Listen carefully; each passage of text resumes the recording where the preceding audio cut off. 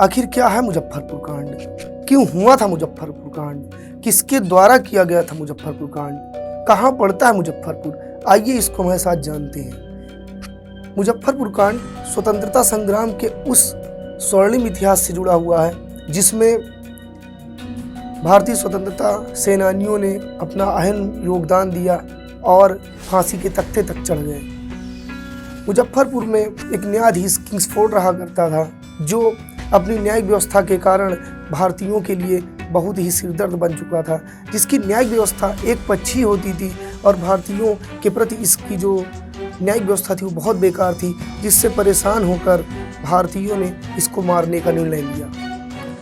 भारतीय स्वतंत्रता संग्राम के कुछ सेनानी ऐसे थे जिसने इसको मारने के लिए काफ़ी कदम उठाए, लेकिन कहीं ना कहीं वो फ्लॉप हो जा रहे थे। इसी को मारने का प्रयास मुजफ्फरपुर के दो क्रांतिकारी नेता खुदीराम बोस और प्रफुल्ल चंद्र चाकी ने किया। तो बात है सन 1908 की, जिस समय किंग्सफोर्ड अपनी गाड़ी से यात्रा कर रहा था तो दो क्रांतिकारी नेता, एक प्रफुल्ल चंद्र चाकी और एक खुदीराम बोस ने इसको मारने का प्लान बनाया और 30 अप्रैल 1908 की बात है, ये लोग उसको मारने का प्लान बनाते हैं और उसकी गाड़ी पर बम फेंक देते हैं। फिर भी दोस्तों, संयोग की बात ये थी कि इसमें किंग्सफोर्ड मारा नहीं जाता। क्यों? क्योंकि जिस गाड़ी पर बम फेंका जाता है उस गाड़ी में किंग्सफोर्ड सवार ही नहीं होता है, वो सेफली बच जाता है और उस गाड़ी में सवार दो महिलाएं, एक श्रीमती कैनेडी, एक कुमारी कैनेडी मारी जाती हैं। और इसी के कारण इस हत्याकांड को, मुजफ्फरपुर कांड को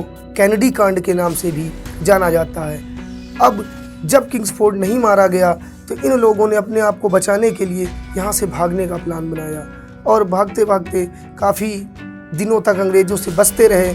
लेकिन कुछ समय के बाद प्रफुल्ल चंद्र चाकी ने अंग्रेज़ों के डर से अपने आप को बचाने के लिए आत्महत्या कर ली। क्यों? क्योंकि अंग्रेज़ों द्वारा क्रूर हत्या का शिकार नहीं होना चाहते थे। दोस्तों, इसके बाद खुदीराम बोस जी को अंग्रेज़ों द्वारा गिरफ्तार कर लिया जाता है और कुछ यातनाओं के बाद उनको 11 मई 1908 को खुदीराम बोस को फांसी दे दी जाती है।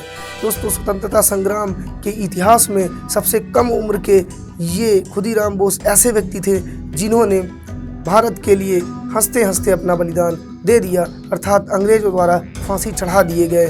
खुदीराम बोस की उस समय उम्र थी 19 वर्ष की और इसी के साथ इनका नाम भारतीय स्वतंत्रता के इतिहास में स्वर्णिम पन्नों में अमर हो गया और माना जाता है कि ये सबसे कम उम्र के व्यक्ति थे फांसी पे चढ़ने वाले। स्वतंत्रता संग्राम के बाद ये पहले भी व्यक्ति थे, इनकी उम्र उस समय मात्र 19 साल की थी। तो ये रहा मुजफ्फरपुर कांड के पीछे का राज। अगर आपको जानकारी अच्छी लगी हो तो वीडियो को लाइक करिए, चैनल को सब्सक्राइब करिए। धन्यवाद।